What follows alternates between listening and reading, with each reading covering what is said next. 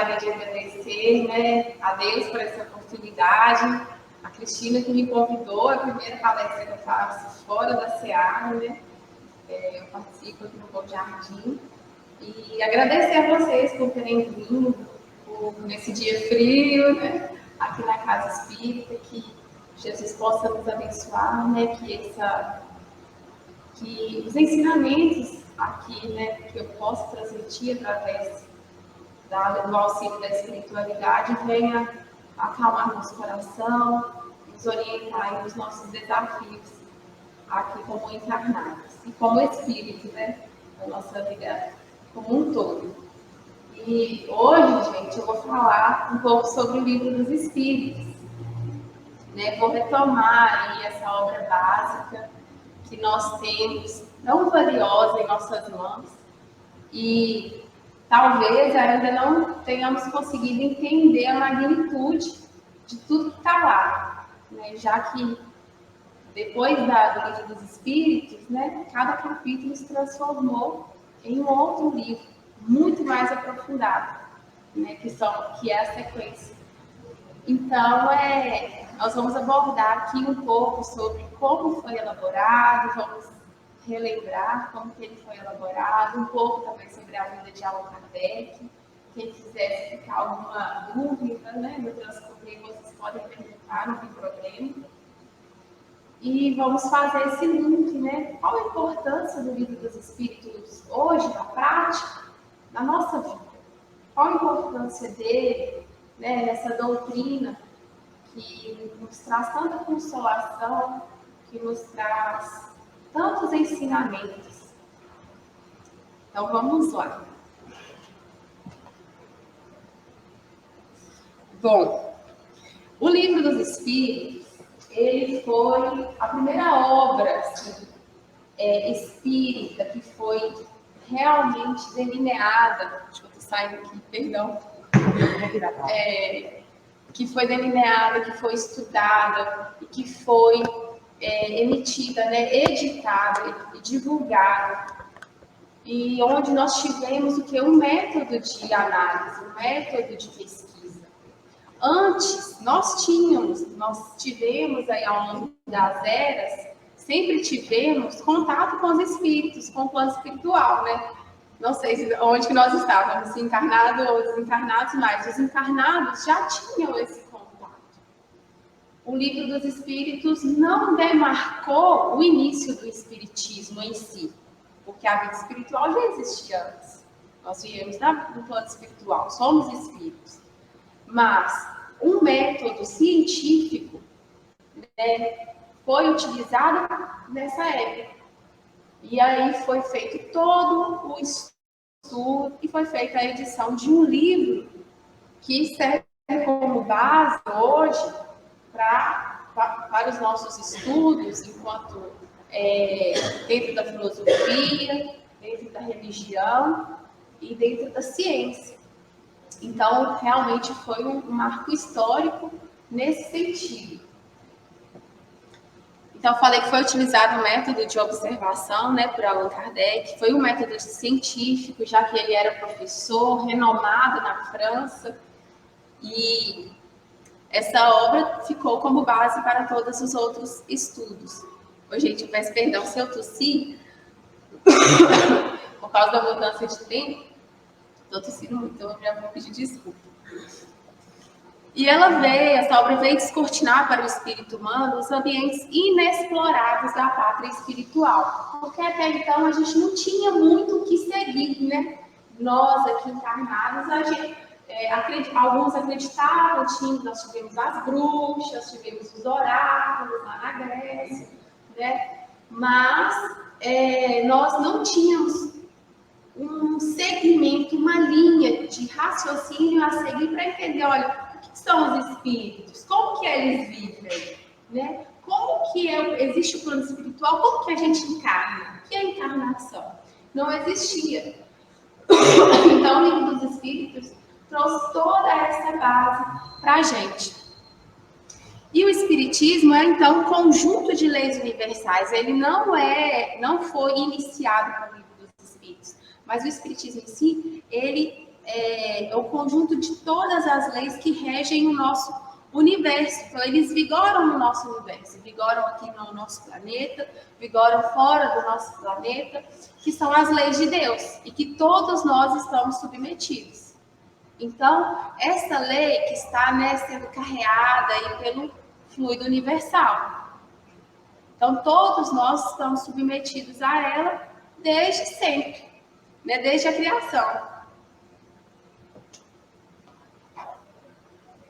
Aí eu vou falar um pouco aqui, mais rapidamente, sobre como que ocorreu a vinda de Allan Kardec e como, em qual época da história, porque foi peculiar, foi diferente, foi especial, digamos assim, a época em que Kardec veio, nasceu, né, reencarnou, para trazer essa obra para a gente. E houve um estudo, houve uma assembleia no plano espiritual, foi tudo muito organizado para que ele viesse exatamente nesse momento. E foi organizado antes também, para que a sociedade estivesse apta a receber esse conhecimento.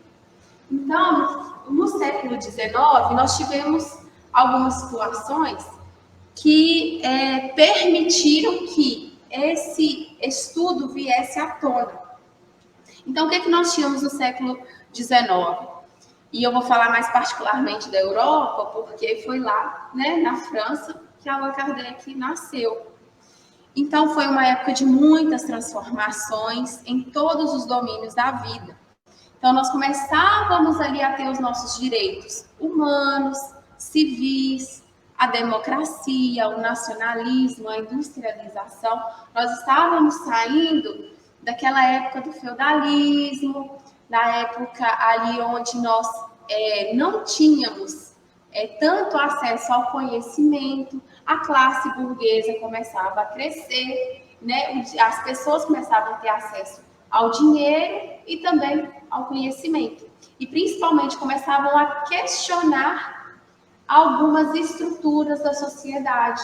Por que só alguns tinham o conhecimento? Por que só a igreja, né, tinha até então o conhecimento e o restante da população não tinha? Então, esse momento foi o momento em que foi escolhido, né, para que a terceira revelação viesse para a gente aqui no planeta Terra.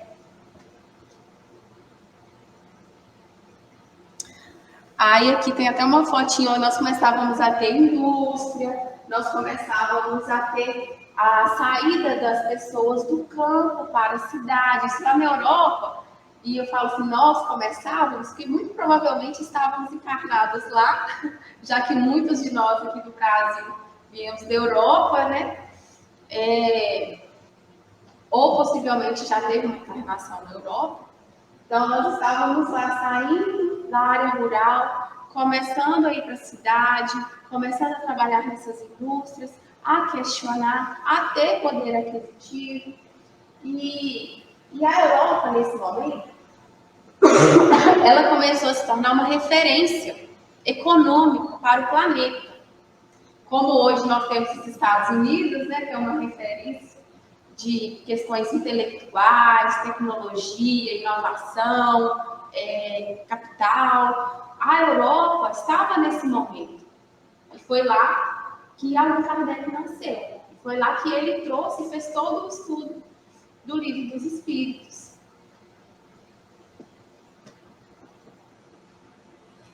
Então, o que acontece? Nessa época, para que a gente tivesse um desenvolvimento mais acelerado, e foi o que aconteceu, né? Foi permitido que várias inteligências espirituais tomassem a forma física através da encarnação, então, para promover esse progresso. Foi assim que a sociedade viu o quê? Um surto no desenvolvimento das artes, da economia, da política, do direito, das ciências naturais. O mundo se despedia dos momentos tormentosos, onde o fanatismo abafara a voz da razão. Então, antes, onde a gente não conseguia questionar, antes, onde a gente só tinha um modo de ver a sociedade, as coisas, não tínhamos conhecimento. Agora, começava então o tempo da razão. Nossa sociedade, nosso planeta estava saindo daquele momento de escuridão que foi o feudalismo, que foi esse momento da Idade das Trevas, que é chamado na história, para encontrar a luz do conhecimento. E nós, espíritas, em particular, né, nós temos a filosofia que é tríplice. Então, a ciência faz parte da nossa forma de ver o mundo. Além da religião, além da filosofia, a ciência é importante e nós vemos que aqui, nesse contexto, foi considerada também oportuna, né, esse momento que a sociedade vivia, para que nós pudéssemos estar receptivos a esse conhecimento que era totalmente diferente de tudo que a gente já tinha visto antes. Era um conhecimento que é até hoje, inclusive, porque é complexo, né? O livro dos Espíritos é complexo, a gente estuda, depois estuda de novo e aprende mais, aí depois o outro pega de novo, nossa, não percebi isso daqui, meu Deus. Aí você vê uma palestra, outra coisa que a gente não tinha captado, muito profundo. Então foi nesse momento onde nós estávamos adentrando aí a era da razão, em que nós tivemos acesso, então, ao livro dos Espíritos, através dos estudos de Allan Kardec.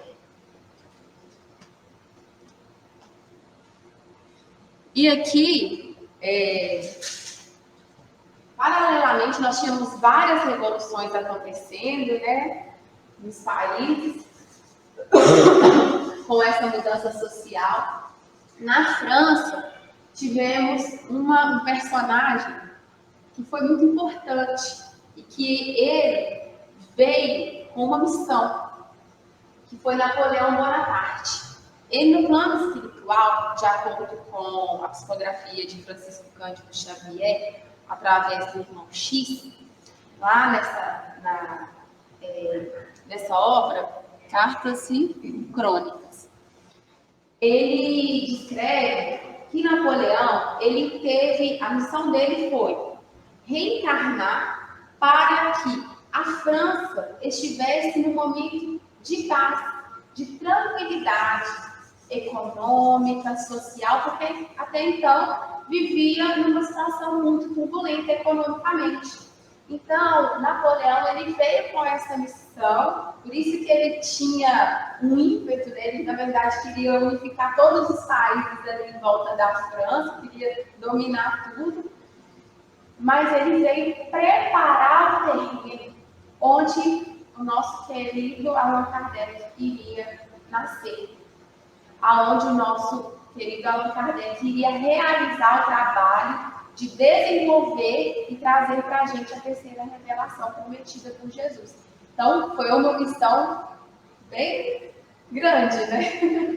Eu acredito que não deve ter sido fácil. Não foi fácil porque acabou que ele realmente, no final, né, mas no final ele deixou o poder subir um pouco a cabeça dele e se perdeu ali na missão dele. Mas boa parte do projeto foi realizado, porque a França já estava estável. O que ele não conseguiu foi unir os outros países, mas fez boa parte do trabalho. Eu coloquei aqui. No livro Cartas e Crônicas, foi mencionada uma assembleia que ocorreu no dia 31 de dezembro de 1799, no mundo espiritual. Reuniram-se todos os grandes missionários que contribuíram para a evolução da nossa humanidade, com o objetivo de preparar o advento da terceira revelação, que é o Espiritismo.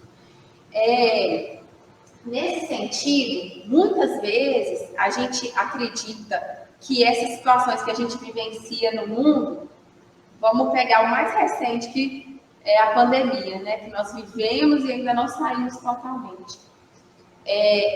Essas situações macro, elas são muito bem estruturadas, com objetivos, objetivos claros pelo plano espiritual.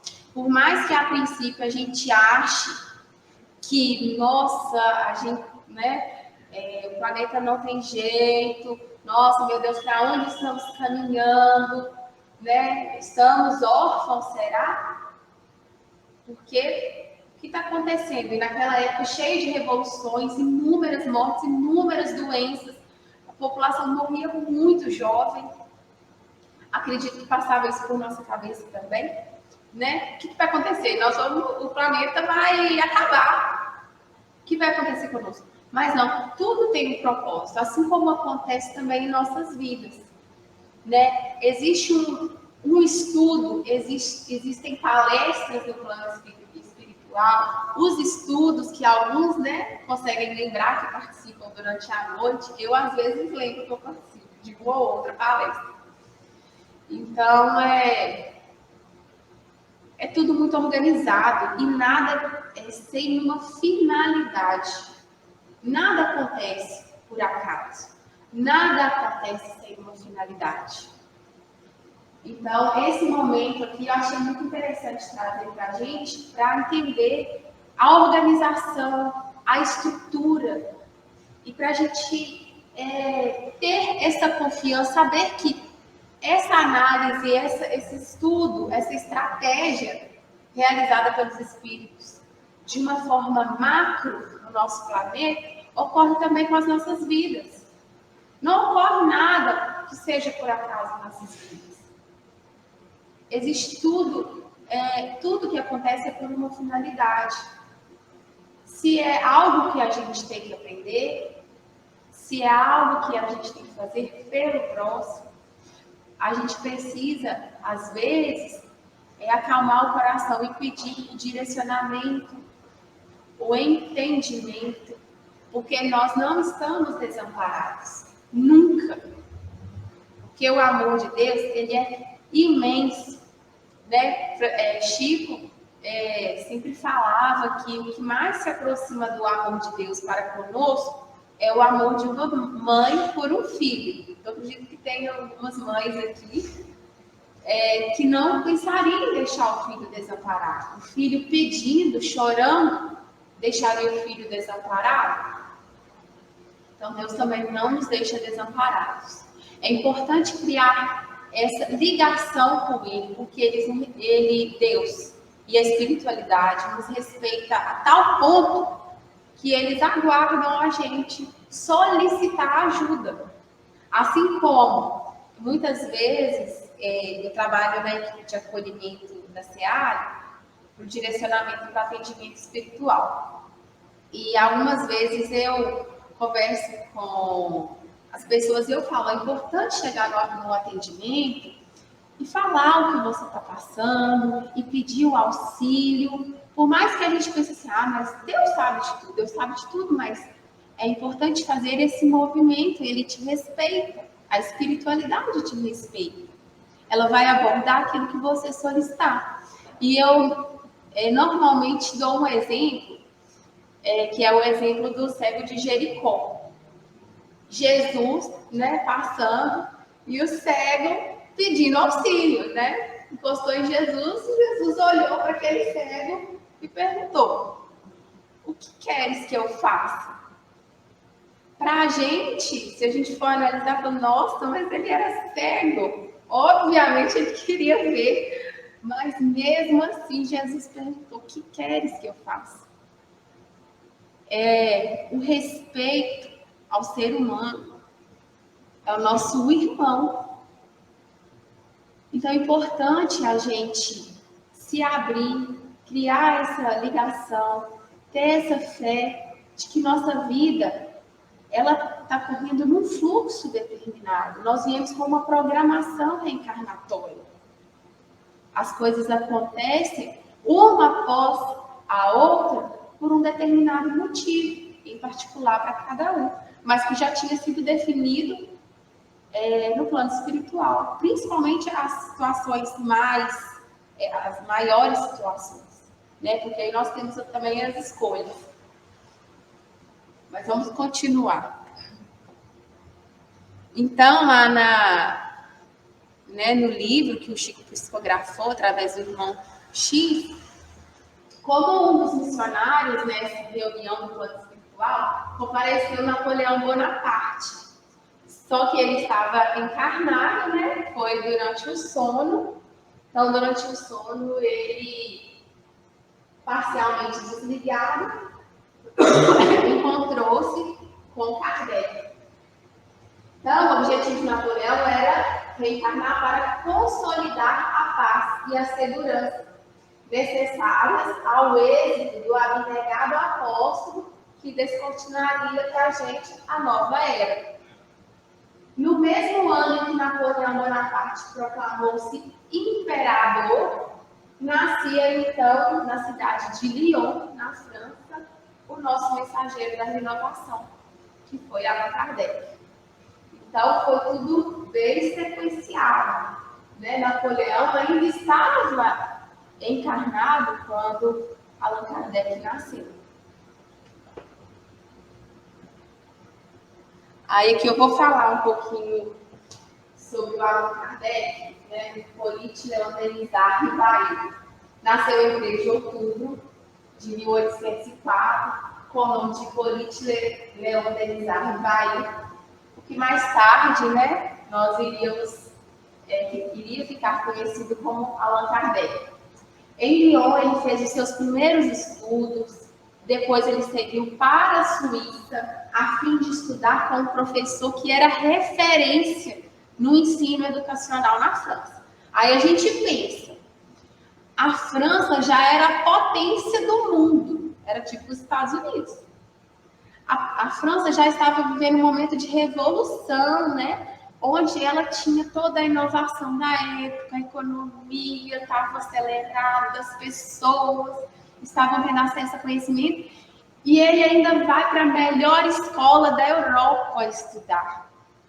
Quão preparado ele não foi para trazer a terceira revelação para a gente. Então, depois que ele concluiu os estudos, ele voltou para a França e ele conhecia a fundo a língua alemã, então ele começou a trabalhar traduzindo diferentes obras de educação e de moral para o alemão. Ele posteriormente casou-se com a Amélie Gabrielle Boudet e estabeleceu residência em Paris, onde tudo acontecia, né? Os maiores cientistas apresentavam seus estudos lá, as assembleias ocorriam lá, professores de outros países, mentes brilhantes se encontravam aonde? Em Paris naquela época. Então, ele estava no local melhor possível do ponto de vista terrestre, para conseguir o quê? Desenvolver um estudo científico, um estudo filosófico.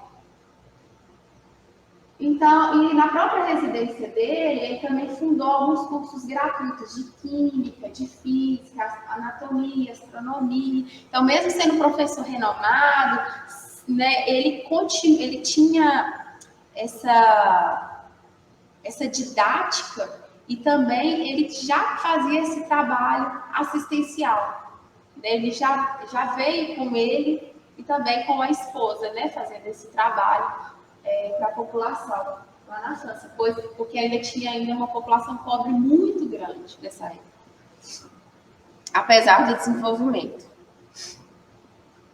Então, no século XIX, aconteceu, então, uma febre, né, que foram as mesas girantes.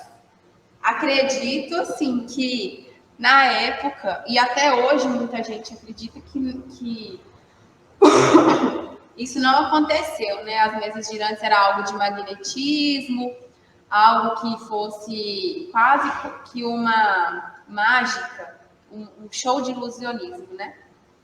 Mas foi por isso que Allan Kardec depois foi convidado, para ele verificar, será que tem alguma coisa por trás disso? Mas acontecia o quê? Nos salões, nos teatros, eles colocavam as mesas, as pessoas se reuniam, sentavam ao redor dela, davam as mãos E a mesa começava a se agitar, começava a bater, né? Era tudo muito estranho. Não acontecia em uma mesa só, não acontecia num lugar só, não acontecia só no salão, acontecia também em casas, né, particulares. Então, virou uma febre na Europa, principalmente na França. E aí, um belo dia aconteceu, né, 18 de maio de 1875, e de uma dessas reuniões acontecer na casa da senhora chamada Pleinemeisel. Não sei se eu estou pronunciando certo. E ela era uma conhecida do Allan Kardec, que até então era Hippolyte. E aí, ele contou que a visita deixou impressionado, porque as mesas não só giravam, como batiam no chão, se moviam. Então, essa reunião fez despertar aquele olhar de cientista dele. Falou, eu tenho que procurar saber o que está acontecendo. Porque não é normal. Como assim que existe uma inteligência? Existe alguma coisa no magnetismo? Né? O magnetismo era muito estudado, né, nessa época. Embaixo, às vezes tinha alguma porta, alguma coisa. Então foi aí que começou a nossa revolução. Foi nesse momento que, ao despertar a curiosidade, ele começou a fazer todas as pesquisas e os estudos para entender o que depois seriam os espíritos, o plano espiritual e toda a obra que ele trouxe para a gente.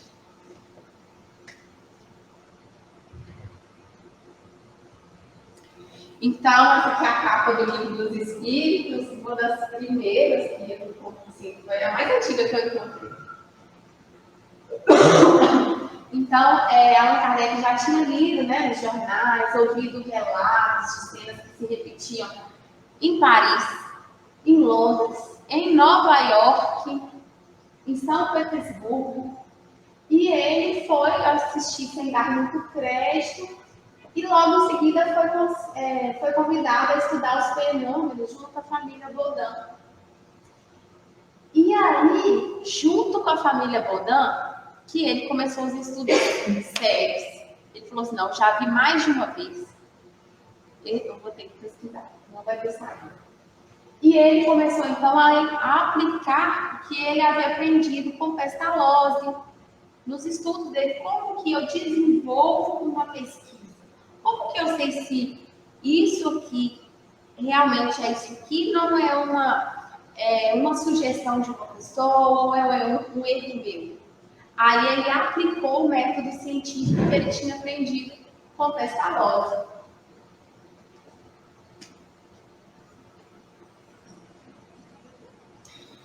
Então, o Livro dos Espíritos foi desenvolvido como?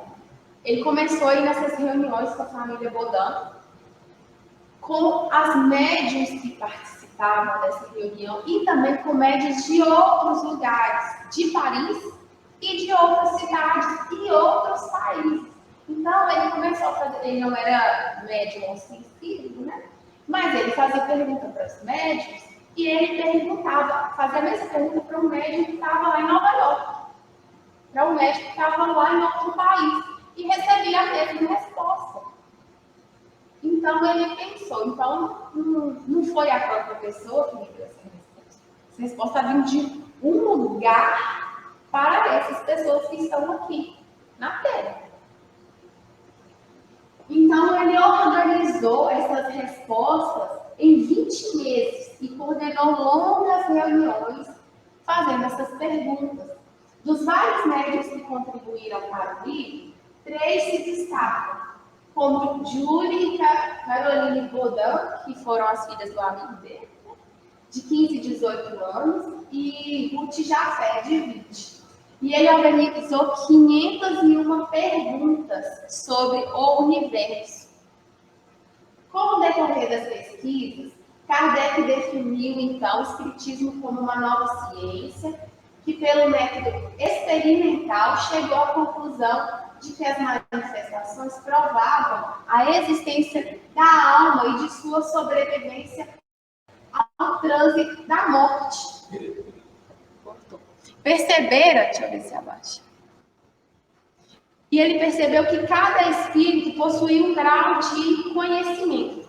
Então, ele encontrava, às vezes, espíritos que eram muito instruídos e, às vezes, espíritos que estavam lá só para brincar.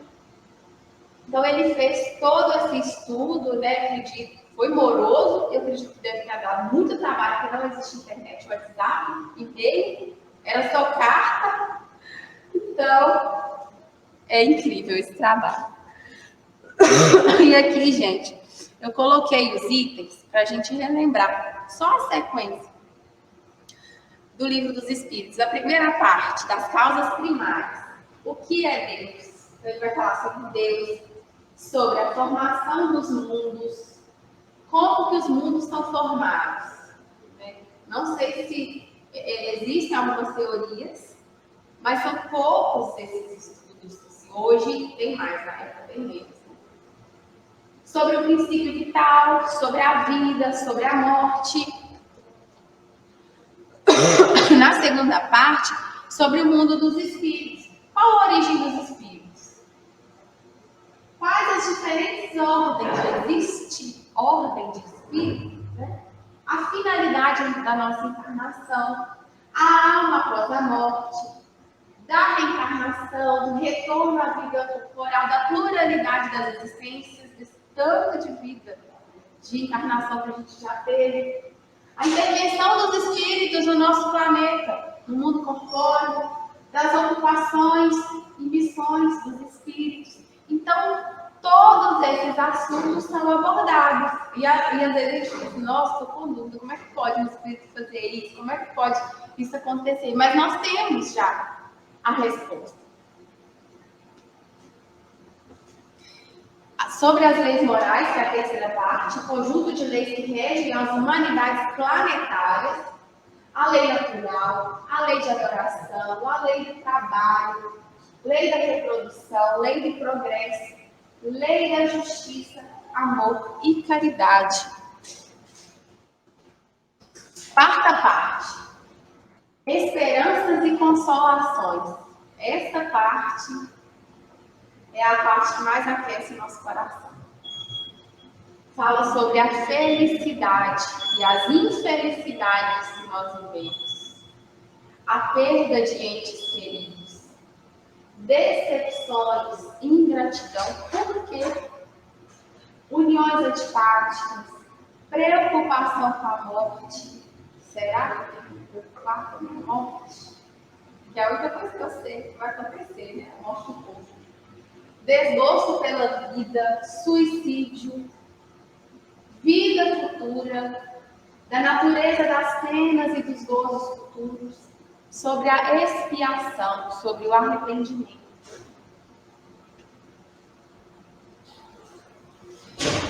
Então, o codificador conseguiu penetrar nos labirintos da espiritualidade sem se perder. Allan Kardec, ele veio com uma missão, e diferente da maioria, vou colocar, de todos nós que viemos assim, com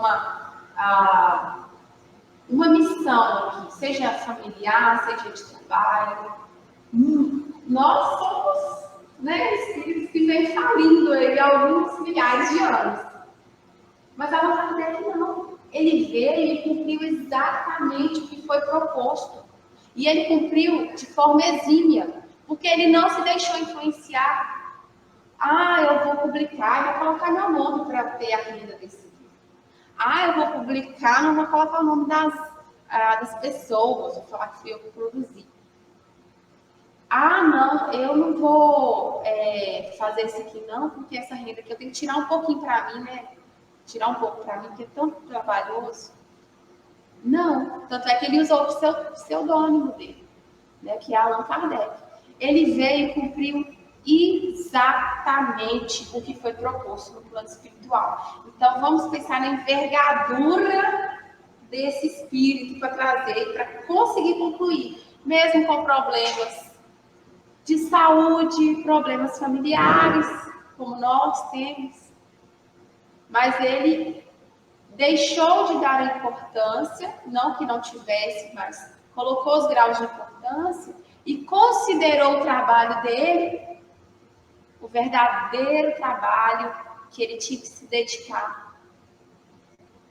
e fazer com muito afinco, né? E até ele reduziu um pouco de tempo de vida porque trabalhou demais. Então, nós entramos em uma nova fase do pensamento religioso, que é o da fé raciocinada. E isso é muito importante, falar de fé raciocinada, porque nós temos acesso. E hoje nós sabemos o que é Deus, que nós estamos envolvidos por Ele. Eu estou completamente, vocês estão completamente envolvidos por Ele.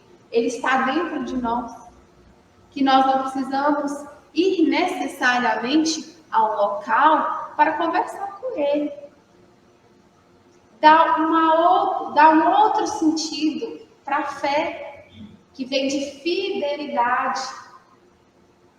Não a fé que, eu não sei o que significa isso, né? Estou com medo que possa acontecer depois que eu morrer. Não existe mais isso pra gente. A gente sabe o que vai acontecer. Mas será que nós estamos sendo fiéis a esse conhecimento? A esse conhecimento que nós temos acesso e que não são todos que têm? Então, a fé tem compromisso com a verdade. A fé tem compromisso com a pergunta. Allan Kardec fez 501 perguntas para desenvolver o Livro dos Espíritos. E nós? Será que nós temos feito as perguntas da nossa vida? Será que aquelas perguntas que fazem a gente enxergar o sentido da nossa vida? As perguntas que nos fazem ver além dessa vida? Que nos fazem entender, ou pelo menos passar por uma situação sem se desesperar, porque a gente sabe o que está por vir e sabe o que pode ter acontecido no passado, sabe que nada acontece sem razão, sabemos que não precisamos desesperar, mas porque a gente sabe que essa não é a nossa única vida. Não acaba após a morte. Então, o Livro dos Espíritos é um livro de perguntas que nos deixa uma lição.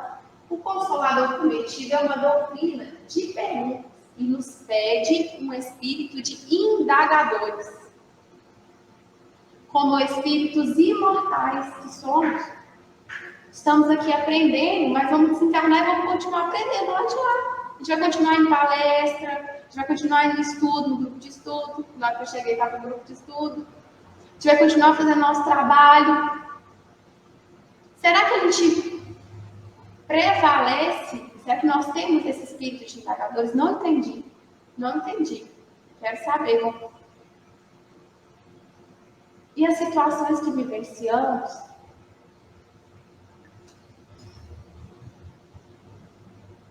O Livro dos Espíritos estabelece os atributos essenciais de Deus, na questão 13. E muitas vezes nós lemos e não nos damos conta do salto evolutivo que nos traz. Lá na questão 13 está escrito que Deus é imutável, imaterial, eterno, infinito, único, todo-poderoso, soberanamente justo e soberanamente bom. Então, quebra aquela ideia que nós, lá no feudalismo, nas eras antigas, e provavelmente até há pouco tempo tínhamos do Deus sentado, né, no trono, num lugar alto, especial, longe, de barba branca, com feições, né, de humano. Quebra essa ideia.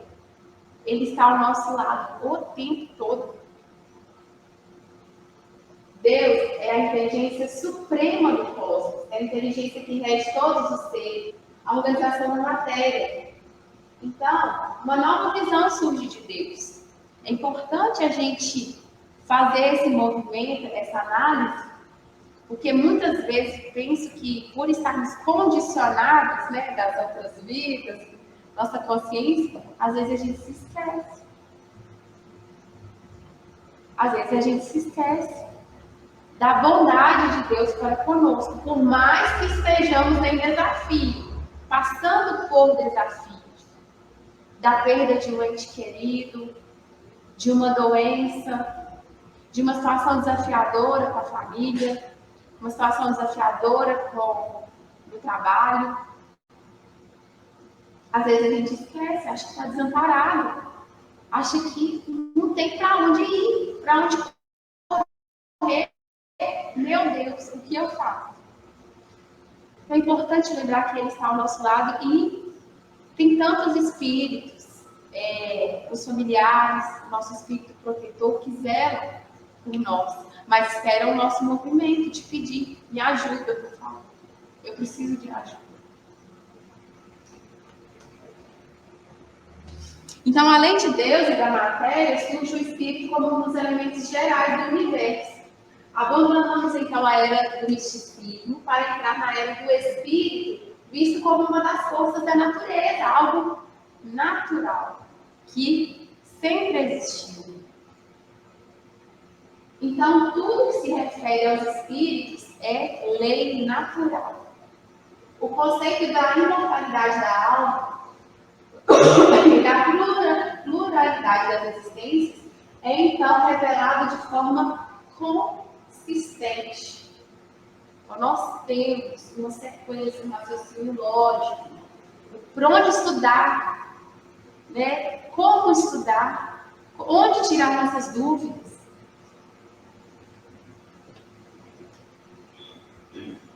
E também é desvendada a resposta para uma das maiores perguntas da humanidade. Se Deus existe, como que Ele permite o sofrimento das criaturas? Como Ele permite uma criança morrer de fome? Como que Ele permite uma mãe não chegar a conhecer o seu filho, desencarnar na hora do parto? Por que perdemos um ente querido? Por que sofremos um acidente que nos imobiliza? Por que um ente amado se suicida? Por que o sofrimento ronda todas as famílias? E por que a dor é a peça integrante da engrenagem da vida? Muitos momentos nós pensamos que a nossa dor é única, né, individual, mas a dor está em todos nós que estamos aqui, todos que estão encarnados.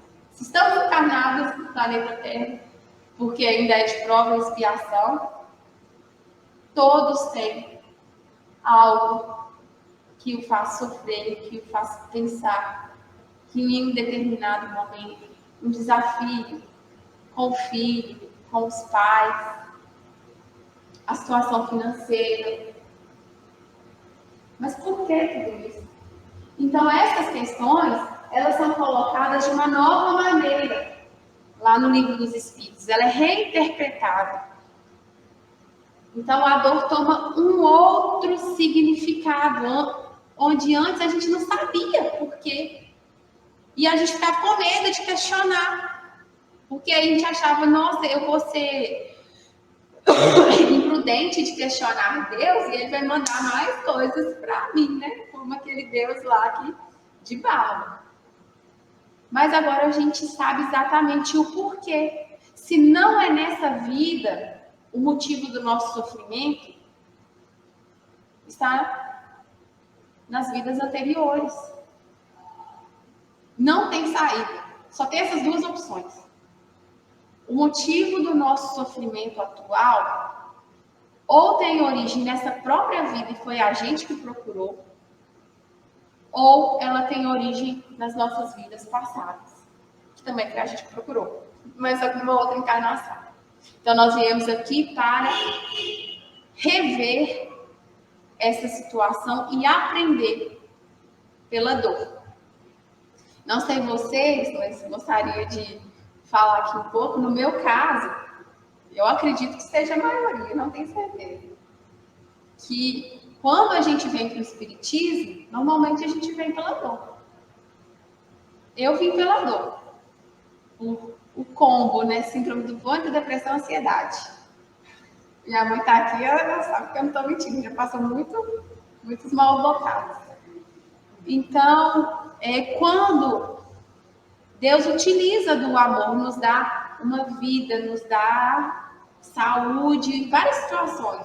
Mas se a gente não sabe usar de forma adequada, se a gente ainda não tem essa maturidade, a outra forma, por escolha própria nossa, é a dor. Aí, quando começa a doer muito, a gente pensa, nossa, eu acho que eu tenho que mudar. Mas enquanto não dói muito, a gente também não sai daquele condicionamento, daquele comportamento materialista. Mas quando dói muito, a gente pensa, nossa, eu preciso de ajuda. Aonde eu vou? Aí a gente lembra. Aí a gente começa a procurar. Então a dor, ela ressignificada, ela vem como uma forma da gente aprender sobre a lei natural, a lei de Deus, a voltar para um caminho que é de amor. A dor passa a ser vista como uma servidora. Então, a dor ressignificada passa a ser a grande servidora do progresso espiritual dos seres, a grande mentora do aperfeiçoamento moral. Esse aperfeiçoamento moral, é importante falar dele, porque do jeito que a gente está aqui, na hora de se encarnar, vai estar lá no mundo espiritual. Do jeito que eu estou aqui. Com os meus pensamentos, com a minha pequenez, digamos, de inteligência, com o nível de conhecimento que eu tenho, com a quantidade de bondade ou não no meu coração, desencarneia do mesmo jeito que eu vou estar lá no outro lado. Então, será que as pessoas, essa vibração que eu emano, as coisas que eu falo, são boas? Porque eu vou para um lugar que as pessoas falam mais ou menos o mesmo nível de coisa que eu falo. Se eu sou de reclamar, vai ser ali mais ou menos o lugar onde as pessoas reclamam. Se é de tristeza, se eu sou depressiva, se eu estou triste, vai ser para um lugar onde os espíritos estão depressivos. Então, a dor faz a gente sair desse local de acomodação para enxergar algo que está mais além.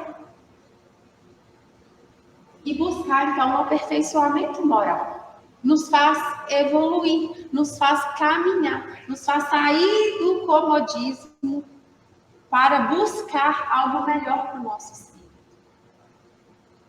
Então, esse aperfeiçoamento moral exige de nós resiliência, que é a capacidade de passar pelos reveses da vida sem perder a integridade psíquica, coisa que eu quase perdi nessa encarnação.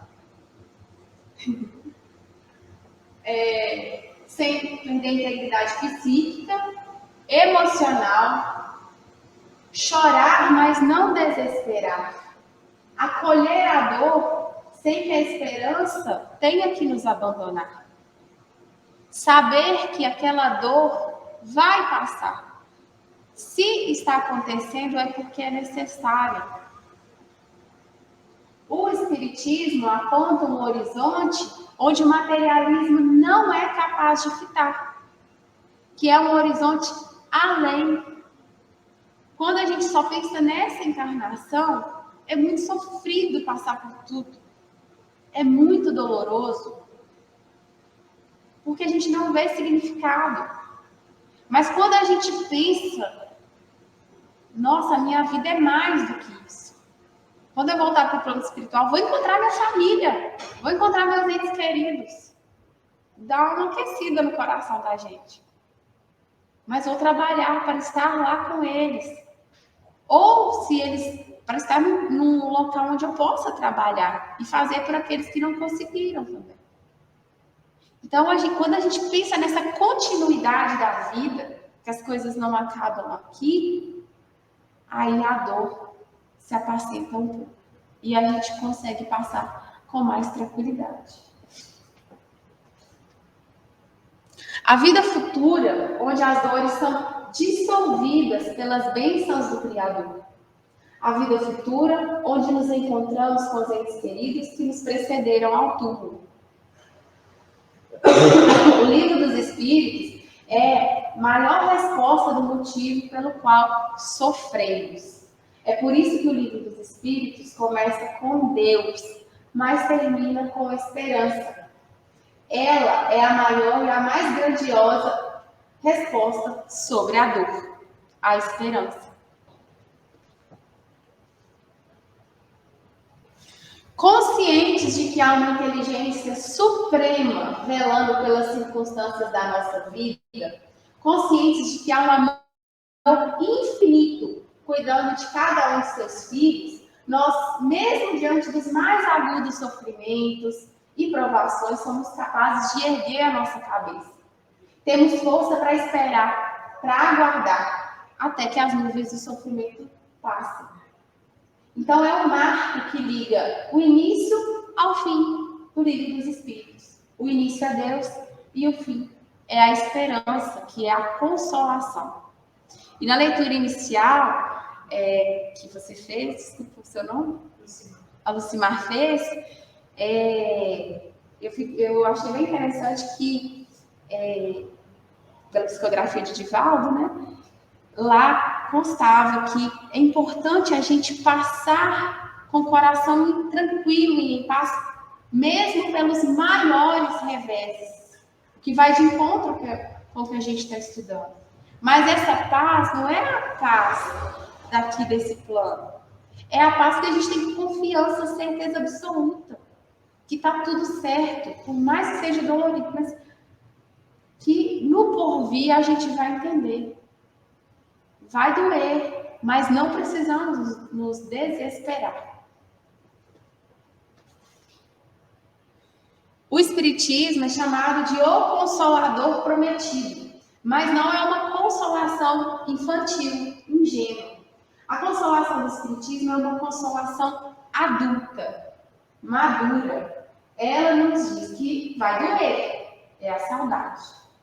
Mas não a morte. Seu ente querido vive e você terá que aguardar e suportar a dor da intangibilidade, de não poder tocar. Você vai superar a dor da intangibilidade com a certeza da imortalidade e do reencontro. E hoje, no século XXI, onde o mundo foi chamado de mundo líquido, que é o tempo das incertezas, das inúmeras possibilidades. Nós temos, assim, a multiplicação de transtornos mentais, crescimento vertiginoso de suicídios em várias idades, né? Nos adolescentes, nos jovens, adultos, todas as idades. Nesse século de incertezas, onde há um relativismo geral, principalmente a geração atual, né? De jovens, eles vem com essa incerteza, tudo pode, tudo é relativo, tudo, né? Existe uma argumentação para tudo. E também queda de lideranças importantes, guerras entre países já ditos desenvolvidos, nós assistimos um regresso à irracionalidade. Os lares se desfazem por ausência de princípio e coesão. A família perde as suas bases de união. É um momento de transição que nós estamos vivendo. É um momento de transição. Muitos espíritos, talvez seja a última oportunidade aqui no planeta. E temos que ter cuidado para que não seja a nossa última oportunidade também. Temos que trabalhar bastante para conseguir reencarnar depois aqui de novo. Porque a gente não sabe se será que a gente vai conseguir. Meu Deus, não quero vir um planeta primitivo, né? Então a gente tem que pensar nisso. É uma grande oportunidade.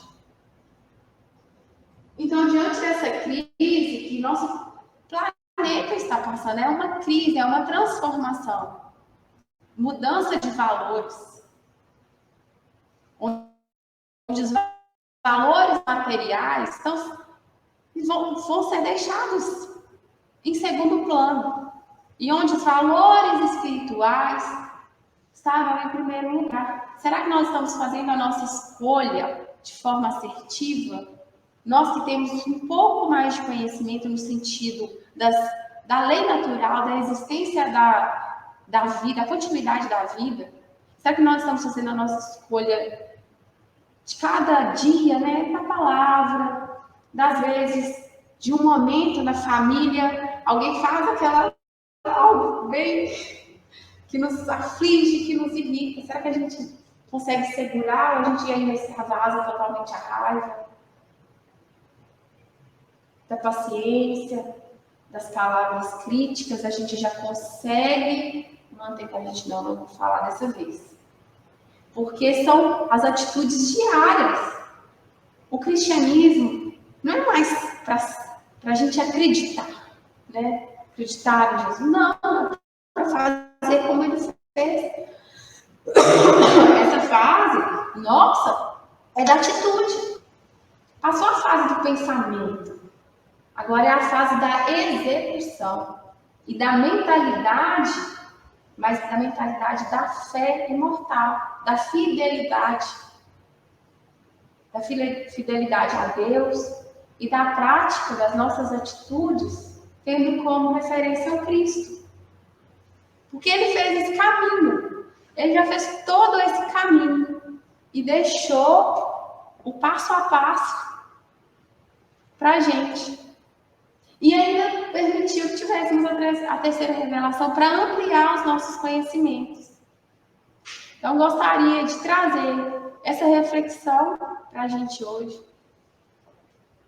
Né? Ao fim do dia, pensar, será que eu agi hoje como cristã? Será que o que eu fiz que possa ser melhorado amanhã? Que eu não preciso repetir. Não, talvez aquela forma que eu falei, se acontecer de novo, não vou falar dessa forma.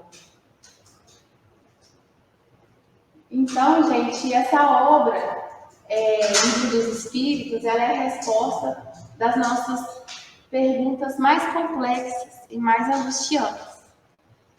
Então, foi esse tour, essa palestra que eu trouxe para vocês. Espero ter contribuído para a nossa reflexão, né, para trazer para o nosso coração também conforto e nos renovar as energias para as lutas diárias, para os desafios, porque a nossa vida aqui, ela é de desafio mesmo, mas é importante a gente ter esse conhecimento para que a nossa fé, a nossa fidelidade a Deus siga firme e que a gente não se deixe abater, né? Por mais que a gente oscile de humor, às vezes fique e acorda desacreditado, mas lembrar que não acaba aqui e que temos que esse trabalho é para uma vida que é eterna. Então é isso, gente. Muito obrigada, viu?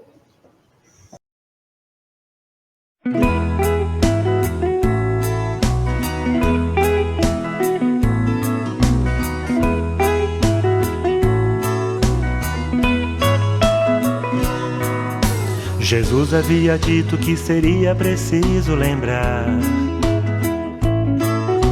as coisas que ele disse e o homem não soube entender, que o Consolador enviaria para melhor explicar, e para a humanidade outras lições ele iria trazer. De modo figurado muita coisa Jesus explicou. O homem orgulhoso muitas delas não quis aceitar. Então era preciso que o tempo passasse também e amadurecessem as ideias para ele chegar. 18 séculos depois, Allan Kardec trouxe à luz o Evangelho segundo o Espiritismo, a chave para entender Jesus. O Evangelho segundo o Espiritismo, a chave para entender Jesus.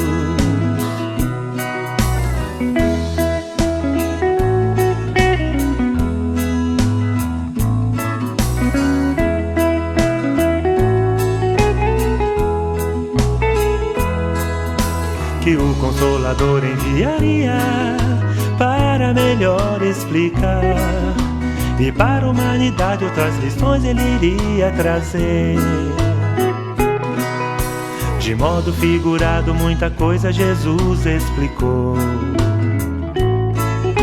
O homem orgulhoso muitas delas não quis aceitar. Então era preciso que o tempo passasse também e amadurecessem as ideias para ele chegar. 18 séculos depois, Allan Kardec trouxe à luz o Evangelho segundo o Espiritismo, a chave para entender Jesus. O Evangelho segundo o Espiritismo, a chave para entender Jesus. 18 séculos depois, Allan Kardec trouxe à luz o Evangelho segundo o Espiritismo, a chave para entender Jesus. O Evangelho segundo o Espiritismo, a chave para entender Jesus.